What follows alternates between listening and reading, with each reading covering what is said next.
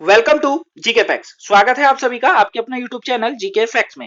देखिए इस वीडियो में जो है यानी कि आज 1 जून है और 1 जून से जीके फैक्ट्स पे आपको डेली एक नई वीडियो मिलेगी जो कि हिस्ट्री की वीडियो है। ठीक है, यानी कि क्लास 6 की जो हिस्ट्री की बुक है जिसका नाम है हमारा अतीत पार्ट 1। इस ये बुक जो है हम पूरा कंप्लीट करेंगे, यानी कि आज हम लोग चैप्टर 1 को समझेंगे और 11 इसमें टोटल 11 चैप्टर है, तो 11 दिन में हम 11 जो इस बुक को है पूरा खत्म कर देंगे, क्योंकि कोई भी चैप्टर इतना बड़ा चैप्टर नहीं है कि इसके लिए हम ज्यादा दिन लें। क्लियर है।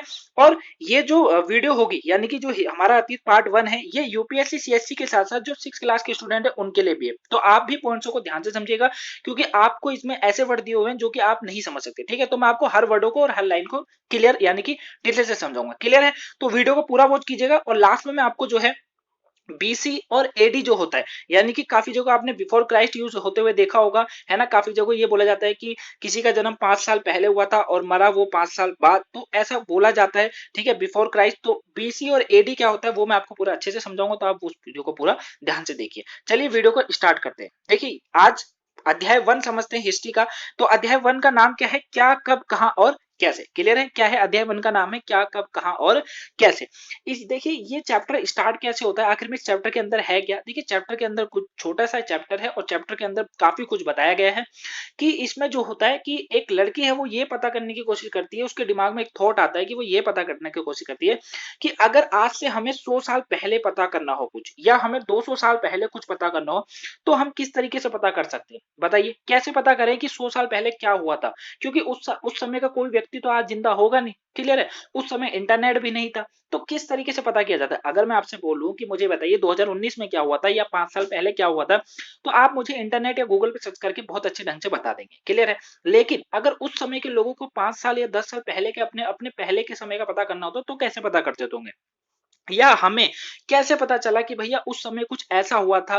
व्यापारी लोग इस तरीके से व्यापार करते थे, पुरोहितों को इस तरीके से व्यापार किया जाता है ना, पुरोहित इस तरीके से कर्मकांड करते थे, पशुपालक कैसे अपना पशुपालन चलाते थे, तो उसके बारे में जो है इस चैप्टर में पूरी तरीके से बताया गया है कि किन के द्वारा पता किया जाता है और उस समय का जीवन कैसा था। क्लियर, तो चलिए अब वीडियो को स्टार्ट करते हैं। देखिए अतीत के बारे में सबसे पहला जो पॉइंट है वो यही है कि अतीत के बारे में हम क्या जान सकते हैं। तो अतीत के बारे में बहुत कुछ जान सकते हैं, जैसे कि लोग क्या खाते थे, कैसे कपड़े पहनते थे, किस तरह के घरों में रहते थे। सबसे इंपॉर्टेंट है कि हम अखाटकों, पशुपालकों, कृषिकों, शासकों, व्यापारियों, पुरोहितों, शिल्पकारों, कलाकारों, संगीतकारों या फिर सैनिकों के जीवन के बारे में जानकारी हासिल कर सकते हैं। यानी कि हम इन लोगों के बारे में जान सकते हैं कि भैया उस समय शिकारी कैसे किया जाता था, शिकार, है ना। अखाटकों मतलब शिकार, शिकारियों को शिकार कैसे करते थे ये लोग। पशुपालकों यानी कि पशुपालक वो होता है जो जो पालना यानी कि पशु को पालने का कार्य करता है, जैसे गाय, बैल, भैंस, बकरी, इनको जो लोग पालते हैं उन्हें पशुपालकों कहते हैं या पशुपालक कहते हैं। क्लियर। कृषि को यानी कि कृषि करने वाले। शासकों यानी कि उस समय के राजा महाराजा कैसे होते थे, कैसे अपना शासन चलाते थे, उस तरीके से। व्यापारियों, व्यापारी किस तरीके से व्यापार करते थे, कहां कहां अपना व्यापार करते थे, उनका व्यापार करने का तरीका कैसा था। पुरोहितों के बारे में, यानी कि जो पंडित लोग होते थे वो किस तरह के कर्मकांड करते थे, कौन कौन से उस समय कर्मकांड किए जाते थे। ठीक है, उनको बोला जाता है शिल्पकार। शिल्पकार यानी कि मकान बनाने वाले, किनको बोला जाता है, मकान बनाने वालों को बोला जाता है शिल्पकारों। ठीक है, कलाकारों और संगीतकारों या फिर हम सैनिकों के बारे में भी जो है जानकारी हासिल कर सकते हैं। वहीं हम ये भी जान सकते हैं कि उस समय के बच्चे कौन सा खेल खेलते थे, कौन कौन सी कहानियां सुनते थे और कौन कौन से नाटक देखा करते थे या फिर कौन कौन से गीतों को गाते थे या सुना करते थे। क्लियर है, चलिए अब देखते हैं आगे इस वीडियो के अंदर। देखिए अब सबसे पहला पॉइंट यही बनता है कि अब हम जो चीजों को अभी हमने समझा उसको अब हम एक एक करके समझते हैं। देखिए लोग कहाँ रहते थे, सबसे पहला आता है कि लोग कहाँ रहते थे। जैसे कि आज हम बताएं तो लोग हर राज्य में रहते हैं, चाहे वो उत्तराखंड हो, दिल्ली हो, हरियाणा, गुजरात, पंजाब, ठीक है, हर जगह रहते थे। लेकिन क्या आज से 100 साल पहले भी लोग हर जगह रहते थे? नहीं। लोगों का रहने का जो स्थान होता था ना 100 साल पहले या 200 साल पहले, वो नदी के किनारे होता था। कहां पर होता था? नदियों के किनारे होता था। ध्यान से समझिएगा। क्लियर है, नदियों के किनारे होता था। नदियों के किनारे रहने का तात्पर्य यही होता था लोगों का कि पानी, यानी कि पानी पर्याप्त मात्रा में मिल पाए। देखिए आज क्या है, आज तो आप कहीं भी रहिए, किसी भी नगर में रहिए, किसी भी क्षेत्र में रहिए, किसी भी राज्य में रहिए, हर जगह आपको पानी उपलब्ध हो ही जाता है। लेकिन उस समय ऐसा नहीं होता था। क्लियर है, अगर हम आज से बात करें 250 साल पहले की, ठीक है, मैं आपसे बात करूं 2500 साल पहले की बात करूं, ठीक है, तो 2500 साल पहले ऐसा तो नहीं होता था कि हर जगह आपको पानी उपलब्ध हो जाए, है ना। भाई पानी उस समय कहाँ उपलब्ध हो पाता था? जहां पर नदियां होती थी, नदियों के आसपास ही तो वो सारे इलाके बसे हुए मिले। सिंधु सभ्यता के पास कितनी बड़ी हड़प्पा सभ्यता मिली, सिंधु सभ्यता मिली पूरी तरीके से, है ना। तो नदियों के किनारे लोगों का रहने का तात्पर्य यही होता था कि लोग नदियों के किनारे रहते थे ताकि पानी पर्याप्त मात्रा में उन्हें मिल पाए, क्योंकि अगर एक बारी में खाना ना मिले तो भी चल जाता है, लेकिन पानी ना मिले तो मुसीबत हो जाती है। क्लियर। तो कई लाखों वर्ष पहले लोग जो है नर्मदा नदी के तट पर रह रहे थे। कहां पर? नर्मदा नदी आप मैप में देखिए, ये रही, जो कि मध्य प्रदेश के पास है। ये मध्य प्रदेश और गुजरात के बीच में बहती है, याद रखिएगा। क्लियर है?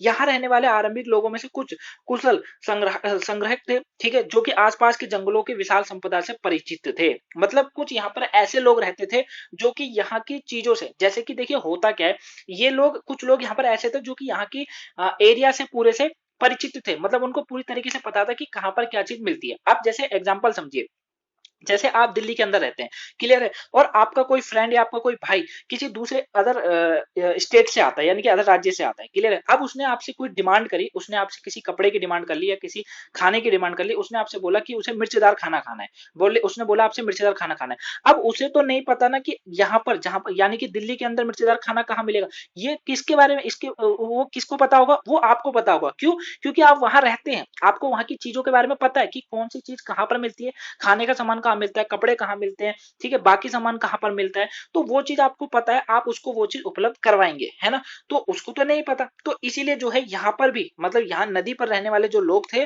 वो कुशल संग्राहक हुआ करते थे, जो कि आसपास के जंगलों की विशाल संपदा, यानी कि संपदा मतलब चीजों से, मतलब पूरे क्षेत्र से जो है परिचित थे। क्लियर? अपने भोजन के लिए वह जड़ों को, फलों को तथा जंगल के अन्य उत्पादों का यहाँ से संग्रह किया करते थे, और वह जानवरों का अखेट भी करते थे, मतलब शिकार भी किया करते थे। क्लियर हो गया? नेक्स्ट देखिए, उत्तर पश्चिम के सुलेमान और किर्थर पहाड़ियों के इन्हीं क्षेत्रों में कुछ ऐसे स्थान थे जहां लगभग 8000 वर्ष पूर्व स्त्री पुरुष ने सबसे पहले गेहूं तथा जौ जैसी फसलों का उपजाना आरंभ किया। देखिए, अभी तक पीछे क्या हो रहा था, नदियों के पास लोग रह रहे थे, लेकिन जब तक वो वहां पर रह रहे थे उनको किसी चीज को उगाने का या खाने का उनको नहीं पता था। समझ गए? क्योंकि वो लोग क्या करते थे, मान मान लीजिए जानवरों ने शिकार किया, जैसे पहले आदि, जैसे मान लीजिए मानवता का जो है शुरुआत हुई। अब मानवता जैसी शुरुआत हुई होगी, एकदम तो मानवता गेहूं जो फसल यानी कि किसानी करना नहीं सीख गया होगा, है ना, धीरे धीरे सीखा होगा। तो वही यहाँ पर बोला जा रहा है कि उत्तर पश्चिम का जो सुलेमान और किर्थर पहाड़ियां हैं, यहाँ पर इन क्षेत्रों में ऐसा स्थान है जहां लगभग 8000 वर्ष पूर्व स्त्री पुरुष ने सबसे पहले गेहूं तथा जौ जैसी फसलों को उपजाना आरंभ कर दिया था। याद रखिएगा, ये हर एग्जाम के लिए पॉइंट इंपॉर्टेंट है कि 8000 वर्ष पूर्व स्त्री पुरुष ने सबसे पहले, पूछा जाएगा कि 8000 वर्ष स्त्री पुरुष ने सबसे पहले गेहूं और जौ जैसी फसलों का उपजाना कहां आरंभ करा था, तो उत्तर पश्चिम के सुलेमान और किथर पहाड़ियों में। क्लियर हो गया? अब समझिए, अच्छा, सुलेमान की किथर और ये सुलेमान पहाड़ियां और किथर पहाड़ियां, ये आप देख सकते हैं, ये पाकिस्तान के ऊपरी सिरा जो है, ये दक्षिण पूर्व अफगानिस्तान और पश्चिमी पाकिस्तान के बलूचिस्तान प्रांत के उत्तरी भाग है। ये देखिएगा, ये रहा, ठीक है, क्योंकि करीबन आज से कई साल पहले, यानी कि 2000 साल पहले की बात करें तो भारत और इंडिया जो है 1947 या 1947 की सीधा सा समझिए, 1947 से पहले का जो भारत था वो पाकिस्तान और भारत पूरा एक ही था। क्लियर है? 1947 के बाद अलग हुआ, वो कहानी अलग है। क्लियर? तो ये किर्थर और सुलेमान की जो पहाड़ियां, यहीं पर सबसे पहले जो है 8000 वर्ष पूर्व की बात की जा रही है, सबसे पहले गेहूं तथा जौ जैसी फसलों उपजाना यहाँ आरंभ किया जा चुका था। क्लियर? याद रहेगा, किर्थर और सुलेमान की याद रखिएगा, जो 6th क्लास की स्टूडेंट है, आपके लिए पॉइंट्स इंपॉर्टेंट है, एग्जाम में आपका यहाँ से क्वेश्चन बनता है। क्लियर है? वहीं उन्होंने, हाँ, अभी मैं आपको ये समझा रहा था कि नदियों के पास लोग रह रहे थे। देखिए, जब नदियों के पास लोग थे ना, तो उनको खाना, देखिए इंसान ने सीधा खाना बनाना स्टार्ट नहीं करा, वो क्या करता था, जानवर ने कोई शिकार मारा, मान लीजिए शेर ने किसी जानवर को खाया, और खाने के बाद शेर क्या करता था, आधा छोड़ देता था। तो जो उस समय की जो मनुष्य होता था, वो उसी चीज को उठा के ले आया था और खा लेता था। फिर जो वहां पे फल होते थे उनको खा लेता था, और पानी वानी पीकर अपना ठीक हो गया, गुजारा चल जाता था। लेकिन धीरे धीरे लोगों ने विकास करा, डेवलप हुआ, और उसके बाद जो है स्त्री पुरुष ने सबसे पहले गेहूं तथा जौ जैसी फसलों को उगाना जो है स्टार्ट कर दिया। वही, अब उन्होंने जिस भेड़, बकरी, गाय, बैल जैसी पशुओं को वो खा लेते थे, उन्हें पालतू बनाना स्टार्ट कर दिया, क्योंकि वो लोग आप समझ गए थे कि भैया इनसे मुनाफा बहुत होता है। भेड़ से, बकरी से, गाय, बैल जैसे पशुओं को पालतू बनाना उन्होंने शुरू कर दिया, और लोग गांव में ही रहते थे। क्लियर बात है? जैसी बात है, गांव में ही रहते होंगे उस समय। क्लियर है? तो इनको स्टार्ट कर दिया, और इनसे जो है उन्होंने अब दूध, दही, लस्सी वस्सी बनाना स्टार्ट कर दिया, और जब इनकी तबीयत खराब, जब ये बेकार हो जाती तो इनको खा भी लेते थे उस समय भी।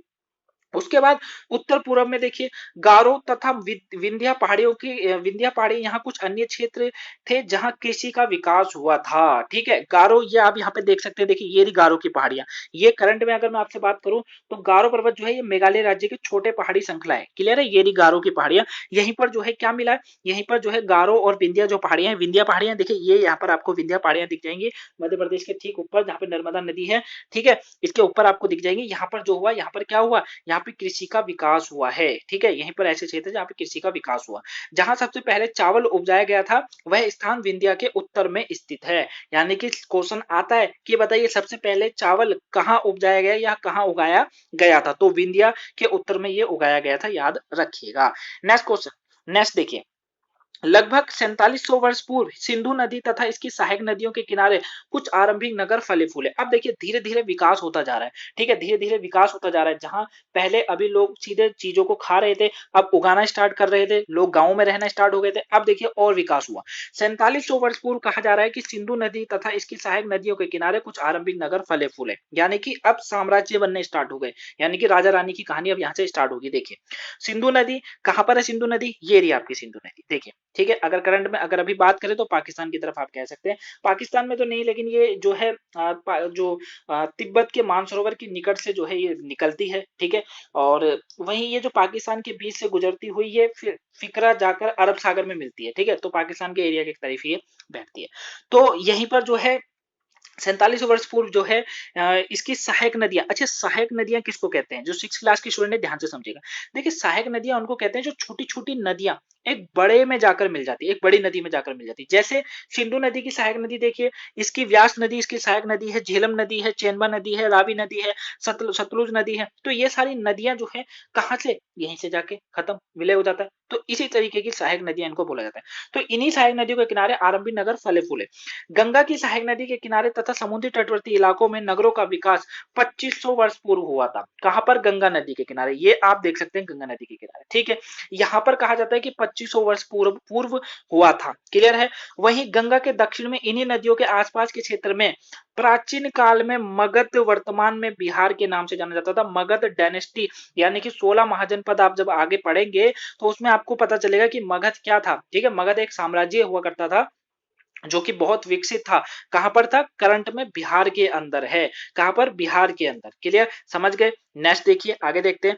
अब आता है कि लोग, अब देखिए लोगों ने धीरे धीरे विकास करना स्टार्ट कर ही दिया है। अब आगे की कहानी बढ़ जाती है कि अब ये बोला जाता है कि अब लोगों को दूसरे की चीजों को समझने का, संस्कृति, चाहे हम बात करें खान पान, संस्कृति, व्यवहार, क्या कहते हैं कपड़े पहनने का तरीका, ये सब आखिर में आया कैसे, कैसे इन चीजों का विकास हुआ। तो कैसे होता है, देखिए लोगों ने सिर्फ उपमहाद्वीप के एक हिस्से से दूसरे हिस्से की यात्रा की। कभी कभी वह हिमालय जैसे ऊंची पर्वतों, पहाड़ियों, रेगिस्तानों, नदियों, समुद्रों के कारण यात्रा जोखिम भरी होती भी थी, फिर भी यात्रा अनेक उनके लिए असंभव नहीं थी। अब देखिए जो संस्कृति आई, यानी कि हम लोगों ने जो चीजों को सीखा, है ना, इंसान ने इंसानियत से ही सीखा कि कैसे चीजों को पकाया जाए, खाया जाए, किन चीजों को रखा जाए, किन चीजों को फेंका जाए, किस तरीके से संस्कृति, बोली, भाषा, ये सब देखिए एक तरीके से नहीं आती है जब एक जना दूसरे जने से मिलता है। देखिए ना, आप ये समझिए ना, करंट से समझिए, जब आप किसी व्यक्ति से मिलते हैं तो आप अगर उससे कंटिन्यू मिलेंगे तो क्या होगा, उसका कुछ ना कुछ तो गुण आपके अंदर भी आएगा ना, और उसका गुण आपके अंदर, आपका गुण उसके अंदर। तो उसी तरीके से यहाँ मनुष्य का भी जो है, मनुष्य ने भी एक दूसरे को देख देख के चीजों को सीखना स्टार्ट किया। देखिए अब बात आती है कि उपमहाद्वीप में एक हिस्से से दूसरे हिस्से यात्रा जब जोखिम भरी होती थी, उसके बाद भी लोग क्यों जाते थे, क्योंकि क्यों ये यात्रा उनके लिए असंभव नहीं होती थी लेकिन जोखिम भरी होती थी। जाने का कारण समझिएगा, पॉइंट्स इंपॉर्टेंट है, क्वेश्चन आएगा। 6 क्लास के स्टूडेंट जो है वो ध्यान से समझिएगा, क्योंकि पॉइंट्स जो है आपके लिए ये क्वेश्चन जरूर आएगा एग्जाम में। क्लियर। देखिए कभी लोग काम की तलाश में तो कभी प्राकृतिक आपदा के कारण एक स्थान से दूसरे स्थान जाया करते थे। नॉर्मली अगर मैं बात करूं तो आज भी ऐसा होता है। क्लियर। कभी कभी सेनाएं दूसरे क्षेत्रों में विजय हासिल करने के लिए जाती थी। इसी के अंतर्गत व्यापारी कभी कभी काफिलों में तो कभी कभी जहाजों में अपने साथ मूल्यवान वस्तुएं जो है लेकर एक स्थान से दूसरे स्थान जाते थे। आज भी होता है वही चीज। भाई आज भी तो ये होता है ना, क्या बिजनेसमैन एक ही जगह रह के बिजनेसमैन करता है क्या, आज भी नहीं ना, अलग स्टेट में जाता है, अलग कंट्री में जा जाके अपनी चीजों को जो है बेचता है ना। तो उस समय भी ऐसी होता था, इसलिए जो है एक उपमहाद्वीप से दूसरे उपमहाद्वीप आना जाना लगा रहता था हमेशा। क्लियर है। वहीं धार्मिक गुरु लोगों को शिक्षित और सलाह देते हुए एक गांव से दूसरे गांव तथा एक कस्बे से दूसरे कस्बे जाया करते थे। ठीक है। अब जो धार्मिक गुरु लोग होते थे, पंडित लोग होते थे, वो गुरु जो होते थे, ठीक है, वो क्या करते थे, एक शिक्षा की सलाह देने के लिए एक गांव से दूसरे गांव या एक कस्बे से दूसरे कस्बे जाया करते थे। अब कस्बे क्या होता है? कस्बों का मतलब देखिए सिंपल सा होता है, छोटे शहर या नगरों को बोला जाता है। क्लियर है? किसको? छोटे शहर या नगरों को। अब देखिए गांव होता है ना, गांव के अंदर भी जो होते हैं कस्बे होते हैं, यानी कि छोटे छोटे नगर होते हैं, तो उनको बोला जाता है कि वहां भी जो है पुरोहित या धर्म गुरु जो होते थे वो अपनी धर्म मतलब अपना शिक्षा सलाह देने के लिए जो है जाया करते थे। क्लियर है? 3 पॉइंट्स क्लियर हुए। तो ये आपके लिए इंपॉर्टेंस है, ठीक है। उपमहाद्वीप के एक हिस्से से दूसरे हिस्से जाने का जो यही एक जो महत्व एक कारण था कि भैया चीज जब लोग जाएंगे। अच्छा, कुछ लोग ऐसे भी होते थे जैसे कि रोचक के रूप में, यानी कि चीजों को जानने के रूप में जाया करते थे। क्लियर है? चले गए एक दूसरे स्थान पर, बदल दिया, एक उपमहाद्वीप से दूसरे उपमहाद्वीप चले गए, तो इस तरीके से। चलिए अब चैप्टर को आगे समझते हैं। देखिए आगे का जो पॉइंट है वो क्या कहता है? देश का नाम, यानी कि देश का नाम। अब बात आती है कि जो ये इंडिया है, इंडिया या भारत, ये नाम आया कहां से? किसने ये जो है इस देश का नाम रखा, यानी कि हमारे देश का नाम किसने रखा? तो देखिए देश के लिए हम जो है इंडिया तथा भारत जैसे नामों का प्रयोग करते हैं। इंडिया शब्द जो है इंडस से निकला है, याद रखिएगा, इंपोर्टेंट है। इंडिया शब्द कहां से लिखा है? इंडस से निकला है, जिसे संस्कृत में सिंधु कहा जाता है। क्या कहा जाता है इसको? संस्कृत में सिंधु कहा जाता है। लगभग 250 वर्ष पूर्व उत्तर पश्चिम की ओर से आने वाले ईरानियों और यूनानियों ने सिंधु को हिंदूस और अथवा इंदोस और इसी की नदी के पूर्व स्थित भूमि प्रदेश को इंडिया कहा था। यानी कि इन्होंने पूरे भारत को इंडिया नहीं कहा, इन्होंने जो आज हमारा पूरा भारत है उसको इंडिया नहीं कहा। इन्होंने किसको कहा? इन्होंने इसी नदी के जो पूर्व स्थित भूमि प्रदेश था उसको इंडिया कहा था। ठीक है? जो ईरानी और यूनानी आए थे, इन्होंने सिंधु को हिंदोस और इंदोस करके नाम से पुकारा था। याद रखिएगा, इंपोर्टेंस है। भारत नाम का प्रयोग उत्तर पश्चिम में रहने वाले लोगों के एक समूह के लिए किया जाता था। अभी मैंने आपको बताया ना कि कोई भी आए, चाहे अगर हम सीधे अगर हम आगे जाएं बाबर की, तो बाबर ने भी पूरे भारत को इंडिया नहीं बोला। मतलब आज जो हम पूरे भारत को इंडिया बोलते हैं, पूरे भारत को इंडिया नहीं बोला उन्होंने, बाबर ने भी उसी इलाकों को इंडिया बोला, मतलब भारत बोला, जहां पर हरी भरी घासें होती थी, पशु पक्षियां अच्छे से वहां रहा करते थे, जहां पे प्राकृतिक बहुत अच्छे ढंग से थी, उसको भारत बाबर ने क्या बोला था? इंडिया बोला था, भारत बोला था। क्लियर? भारत नाम का प्रयोग उत्तर पश्चिम में रहने वाले लोगों के एक समूह के लिए किया जाता था। याद रखिएगा, ठीक है। इस समूह का उल्लेख संस्कृत के आरंभिक लगभग 3500 पुरानी थी कृति ऋग्वेद में भी मिलता है। ठीक है? अभी मैंने आपको बताया था ना स्टार्ट होते हुए वीडियो को कि भैया हमारे पास बहुत सारे वेद है, पुराण है, तो उसी में से एक वेद है कृति, जिसमें भारत, यानी कि देखिए इसमें भारत तो नहीं, इसमें भरत शब्द का प्रयोग किया गया, यहाँ पर भरत है। ठीक है? भरत नाम का प्रयोग जो है उत्तर पश्चिम में रहने वाले लोगों के एक समूह के लिए किया जाता था। ठीक है? भरत एक समय एक साम्राज्य हुआ करता था, बहुत बहुत बड़ा साम्राज्य होता था, तो उसी नाम से ये निकला है। और ये ऋग्वेद में भारत जो साम्राज्य था उसका विवरण पूरे अच्छे तरीके से किया गया है। बाद में इसका प्रयोग देश के लिए जो है भारत नाम का प्रयोग होने लगा था। समझ गए देश का नाम को आप? आई होप समझ गए होंगे। अगर समझ गए हैं तो वीडियो को लाइक कर दीजिए, पसंद आ रही है तो चैनल को सब्सक्राइब कर लीजिए अगर आप चैनल पे नए हैं तो। नेक्स्ट देखिए, अतीत के बारे में कैसे जाने। अब आता है कि अतीत के बारे में आखिर में कैसे जानकारी मिलती है, तो ध्यान से समझिएगा। देखिए अतीत की जानकारी हम कई तरह से प्राप्त कर सकते हैं।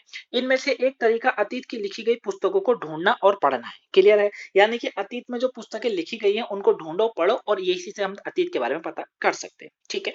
यह पुस्तक हाथों से लिखने होने के कारण पांडुलिपि कही जाती है। क्या कही जाती है? पांडुलिपि कही जाती है। अंग्रेजी में पांडुलिपि का प्रयोग प्रयुक्त होने वाला मेन्यू स्क्रिप्ट शब्द लैटिन शब्द में मेनू, जिसका अर्थ होता है हाथ। अब देखिए पांडुलिपि यानी कि पांडुलिपि जो है ये क्या होता है? देखिए जब आज से अगर हम लोग बात करेंगे 3500 वर्ष पूर्व की, 35 साल पूर्व पुराने की, ठीक है, जब ऋग्वेद, अर्थवेद, यजुर्वेद लिखे गए थे, तो उस समय कागज थोड़ी हुआ करता था। कागज का आविष्कार तो बहुत बाद में हुआ है ना, लेकिन उस समय फिर लिखा कैसे करता था, फिर उस समय का अतीत कैसे पता चलता है? तो उस समय देखिए ये जो पांडुलिपि होता था ना, इसका प्रयोग किया जाता था। ये आप इमेज में देख सकते हैं। क्लियर है? इस तरीके का प्रयोग किया जाता था। अब ये बनती कैसे थी? देखिए इसको जो बनाने का जो तरीका था ना, वो कुछ इस तरीके से था कि जो छाल होता था ना, मतलब जो एक देखिए यहाँ पे लिखा हुआ है ना, पांडुलिपियां ताड़पत्र अथवा हिमालय क्षेत्र में उगने वाला भुज्र नामक पेड़ की छाल से, देखिए मैं इसको मिटा देता हूँ, 1 मिनट रुकिएगा। ठीक है? तो किससे होता है? पेड़ की छाल से विशेष तरीके से तैयार भोजपत्र पर लिखी मिलती है। क्लियर है? तो कैसे मिलती थी ये मिलती कुछ इस तरीके से थी कि जो पांडुलिपियां होती थी वो ताड़पत्र अथवा हिमालय क्षेत्र में उगने वाला एक भुज नाम का पेड़ होता है, जिसकी पेड़ को छील कर क्या होता था? पेड़ को छील कर जो है उसमें से एक भोजपत्र तैयार किया जाता था और उसमें ये लिखा जाता था। ये देख सकते हैं आप, लिखा हुआ है ये ऋग्वेद। ठीक है? और इसको बनाना जो है ना, इसको जो है किताब बनाने के लिए ताड़ के पत्तों को काटकर उनको अलग अलग हिस्सों को एक साथ बांध दिया जाता था। ठीक है। और ये मिलता कहाँ से था, अभी मैंने आपको बताया ना कि भुज पेड़ की छाल से बनी ऐसे ही एक पांडुलिपि जो है मिली, इसको बनाया जाता था। क्लियर हो गया, समझ गए पांडुलिपि, पांडुलिपियां या पांडुलिपि, ठीक है। तो इसी में जो है लिखा जाता था। अब होता क्या है, ये तो लकड़ी का बना हुआ है, एक तरीके से लकड़ी की जो किताब बनाई जाती थी, पेज बनाए जाते थे, तो ये नष्ट हो चुके हैं काफी, तो ये नष्ट हो चुके हैं और काफी बर्बाद हो चुके हैं और कुछ कुछ हमें मिले भी है। तो देखिए इतने वर्षों में इनमें से कई पांडुलिपियां जो है वो कीड़ों के ने खा ली या कुछ नष्ट हो गई, फिर भी ऐसी पांडुलिपियां आज भी उपलब्ध है। ये पांडुलिपियां मंदिरों और विहारों में प्राप्त होती है। अब बात आती है कि इनमें लिखा क्या है, इनको क्यों संभाल के रखा गया है, क्या अब जब ये खराब हो गई तो इनको फेंक देना चाहिए, है ना? लेकिन नहीं, ऐसा बोलना सही नहीं होगा, क्योंकि ये बहुत बड़ी भूमिका निभाती है आज के मानव जीवन के लिए। देखिए इन पुस्तकों में धार्मिक मान्यताओं, व्यवहारों, राजाओं के जीवन, औषधियों तथा विज्ञान आदि प्रकार के विषयों की चर्चा मिलती है। क्लियर है? यानी कि आज हम जो भी चीजें देखते हैं ना, जिस भी तरीके का हम कर्मकांड देखते हैं, चाहे हम पढ़ते हैं कि एक क्या कहते हैं, चंद्रगुप्त मौर्य हुआ करता था, है ना? हमारे पास ऋग्वेद है, अर्थवेद है, वो सब उन इन पांडुलिपियों में ही लिखा हुआ है। क्लियर हो गया? औषधियों विज्ञान, यानी कि आज डॉक्टरी जो हम तो देख रहे हैं, साइंस इतना आगे जा रहा है धीरे धीरे करके, मेडिकल साइंस इतना आगे जा रहा है, तो वो सब इन्हीं बुक्स का कमाल है। क्लियर? तो सभी प्रकार के विषय की चर्चा इसमें हमको मिल जाती है। इसके अतिरिक्त हमारे यहाँ महाकाव्य, कविताएं तथा नाटक भी हैं। इनमें कई संस्कृतों की लिखी हुई मिलती हैं, जबकि अन्य जो है प्राकृतिक या तमिल भाषा में। प्राकृतिक भाषा की अगर बात करें तो यहाँ का प्रयोग जो है लोग करते थे, आम जो लोग होते थे उन्हीं के लिए किया जाता था। हम अभिलेखों का अध्ययन कर सकते हैं। ऐसे लिखे पत्थर अथवा धातु जैसे अपरिष्कृत कठोर सतहों पर उत्कीर्ण किए गए मिलते हैं। अब अभी मैंने आपको पांडुलिपि के बारे में समझाया।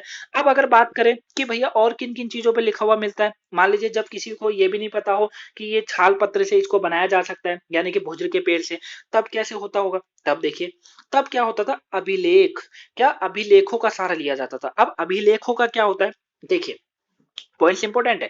कभी कभी शासकों अथवा अन्य लोग, देखिए अभिलेख में आपको सिंपल सा बता दूं, देखिए ये आप इमेज में सबसे पहले देखिए, ये होते हैं अभिलेख। अभिलेख यानी कि कुछ ऐसी चीज, ऐसा अभिलेख उनको बोला जाता है जो कठोर चीज होती है, कठोर चीज पे लिखी गई जो लिखावट होती है। क्लियर है? जैसे कि पत्थरों पर लिखा हुआ मिलता है ना? किस पर? पत्थरों पर लिखा हुआ मिलता है, तो वही ये चीज है। क्लियर? पत्थरों पर लिखा हुआ मिल गया या किसी ऐसी सतह पर लिख दिया जो कि नष्ट और अच्छे मतलब सरल तरीके से ना तो नष्ट किया जा सकता है, ना ही वो जो है खोते मतलब उनको खराब किया जा सकता है। ठीक है? अगर बात करें अशोक, अशोक के अभिलेख, अशोक शासक हुआ करता था, अशोक के अभिलेख, ये अशोक का अभिलेख ही है वैसे। क्लियर है? ये अशोक का अभिलेख है। तो ये पत्थरों पर लिखी हुई लिखी लिपि है। ठीक है? तो इसमें छाल पत्र या उसका पांडुलिपि का यूज नहीं करते थे, पत्थरों में भी लिखी हुई लिपि को अभिलेख यानी कि जो कठोर सतह पर उत्कीर्ण किया गया मिलता है उसको कहा जाता है। क्लियर?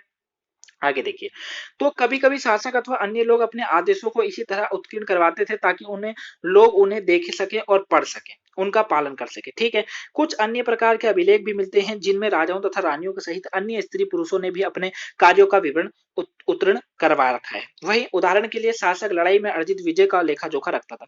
अब देखिए जो राजा रानी या राजकुमार हुआ करते थे या शासक हुआ करते थे, वही इन अभिलेखों का प्रयोग करते थे, वो इनमें लिखवाया करते थे। जैसे कि लिखवा अपने विजयों के बारे में लिखवा दिया और उनके पास उनकी अपना परिवार के बारे में लिखवा दिया, सबके बारे में कितना उन्होंने साम्राज्य चलाया, किस किस अच्छे काम को करा, वो सब इनमें वो लिखा करते थे ताकि लोग उनको बाद में पढ़े, इनको पढ़े और उनकी जय जयकार हो, है ना? और उनका जो चलाए गए जो उनके धर्म होते थे उसका पालन हो सके। चलिए नेक्स्ट देख लेते हैं।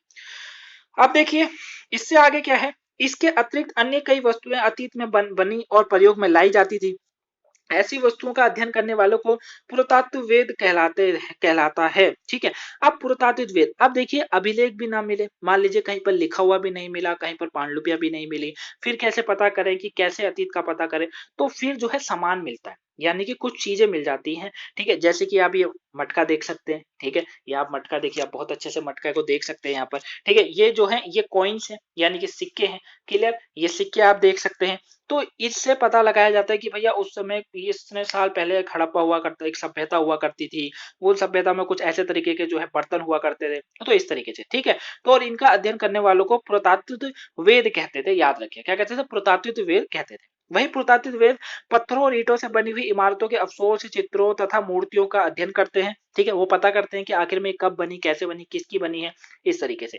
वह औजारों, हथियारों, बर्तनों, आभूषणों तथा सिक्कों की प्राप्ति के लिए छानबीन तथा खुदाइयां भी करते हैं, ठीक है। और देखिए जैसे हड़प्पा सभ्यता की बात करें, हड़प्पा सभ्यता की या सिंधु सभ्यता की बात करें, तो वहां से काफी कुछ मिला है हमें, ठीक है। और उसमें काफी हमें वैसे तो लिखित भी मिला है, लेकिन जो लिखित मिला है वो पढ़ा नहीं गया आज तक, और जो पढ़ा जाता है वो पूरा नहीं है।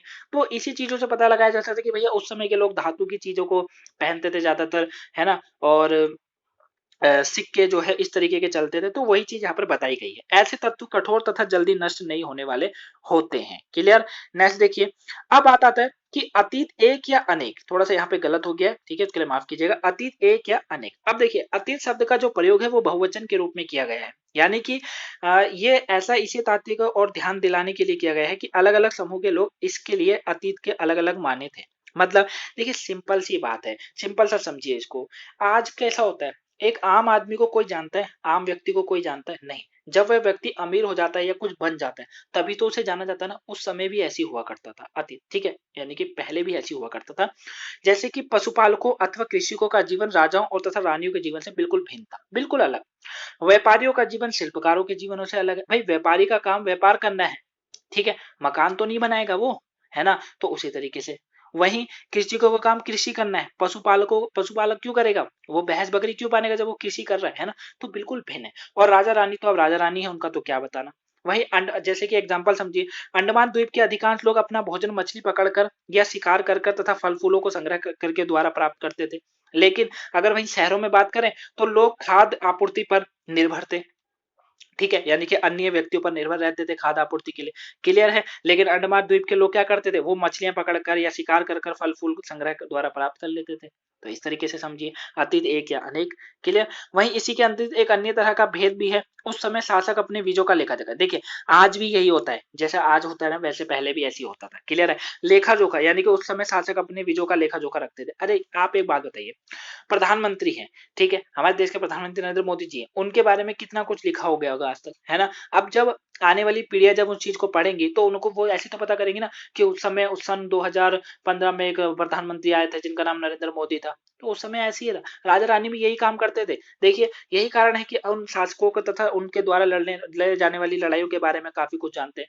क्लियर है। अब ये तो नहीं है ना कि रमेश के बारे में लिख देंगे कि भैया रमेश ने इतना काम करा था, ये करा था, ठीक है, मोदी जी को हटा देंगे, रमेश जी के बारे में लिख देंगे जो कि एक आम व्यक्ति। ऐसा तो नहीं हो सकता। लिखेंगे तो मोदी जी के बारे में ना, क्योंकि मोदी जी क्या है, प्रधानमंत्री हैं देश के। तो इसी तरीके से उस समय भी ऐसे ही होता था, राजा रानी अपने जीवनों के बारे में लिखते थे, अपनी उपलब्धियों के बारे में बताते थे कि ये जो है जीते किसने युद्ध उन्होंने जीते उसके बारे में विवरण करते हैं। जबकि शिकारी मछुआरे संग्राहक कृषि अथवा पशुपालक जैसे आम आदमियों को अपना कार्य का लेखा जोखा नहीं रखते थे। वही आज वाली बात है, आम आदमी क्या अपना लेखा जोखा रखता है क्या, कोई नहीं रखता ना। फिर पुरातात्विक की सहायता से हम उनके जीवन की जान में मदद मिलती है। हालांकि अभी भी इनके बारे में बहुत कुछ जानना अभी जो है हमारा शेष है। क्लियर, समझ गए होंगे आप लोग।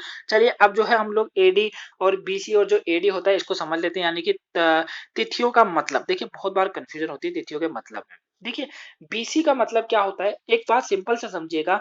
ये जो कहानी स्टार्ट होती है ना, ये ईयर जीरो, यहाँ पे देखिए ईयर जीरो लिखा है, यानी कि जो ईसा मसीह थे, ईसा मसीह कौन, ईसाई धर्म के प्रवर्तक, इनके आगे का जो टाइम होता है उसको एडी बोलते हैं, ईसवी बोला जाता है, ठीक है।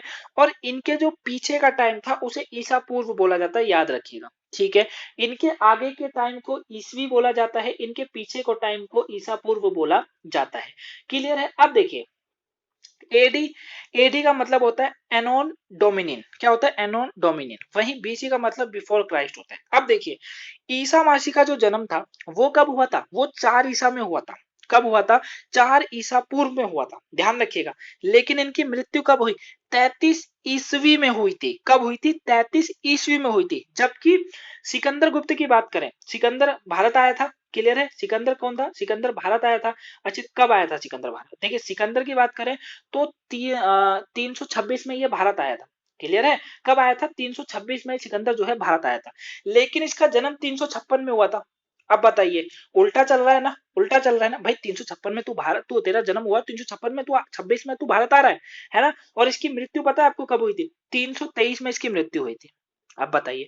तो मैं आपको वही चीज बता रहा हूँ कि जो ईसा मसीह, यानी कि ईसा मसीह का आगे का जितना भी टाइम है ना, वो क्या होता है, उसको एडी बोलते हैं, ईसवी बोला जाता है। लेकिन ईसा मसीह के जितने भी पीछे का समय है उसको बिफोर क्राइस्ट बोला जाता है, यानी कि ईसा बोल बोला जाता है। जैसे इनका जन्म 4 ईसा में हुआ, लेकिन मृत्यु चार चार ईसा पूर्व में हुआ था, लेकिन मृत्यु इनकी ईसवी में हुई थी। तो इसीलिए जो है आज का समय जो है हम लोग बोलते हैं कि वो 15 साल का है 2015 में, तो 2030 में वो 30 साल का हो जाएगा। अब ये तो नहीं कर देंगे ना कि 2085 में जो है वो एक 1985 में वो 20 साल का या 30 साल का हो जाएगा, ऐसे तो नहीं बोलते। क्योंकि अब का जो टाइम है वो क्या चल रहा है, ईसा मसीह के जन्म के आगे का जो समय होता है उसको एडी यानी कि सिंपल वो प्लस में चलता है, ये ध्यान रखिए, और बीसीए जो है माइनस में चलता है। क्लियर है? तो यही आज की इंपोर्टेंट करंट, ये जो आज की इंपोर्टेंट जो आपके लिए हिस्ट्री का फर्स्ट चैप्टर यही था। आई होप आपको चैप्टर समझ आया होगा। अगर समझ आया तो वीडियो को लाइक कीजिएगा, चैनल में नए हैं चैनल को सब्सक्राइब कर लीजिए, क्योंकि जीके फैक्ट्स पे आपको डेली करंट की वीडियो, अब मैंने आपके लिए देखिए 3 वीडियो कर दी है चैनल पे। एक डेली करंट की वीडियो मिलती है आपको, साथ में 25 महत्वपूर्ण प्रश्नों की वीडियो मिलती है। तीसरा, हम लोग हर क्लास की, अभी हमारी 6 क्लास चल रही है, 6 क्लास की हिस्ट्री करेंगे, इसके बाद पॉलिटिकल साइंस का नंबर लगाएंगे, ठीक है, और फिर उसके बाद 7 क्लास की हिस्ट्री, फिर उसको समझेंगे। क्लियर है? तो अगर वीडियो पसंद आती है वीडियो को लाइक कीजिएगा, चैनल पर नए हैं सब्सक्राइब कर लीजिए, क्योंकि जीके फैक्ट्स में आपको जो है आपकी रिलेटेड स्टडी रिलेटेड वीडियो मिलती रहती है, चैनल को सब्सक्राइब जरूर करिए। चलिए मिलते हैं नेक्स्ट वीडियो में। Have a nice day, thank you for watching.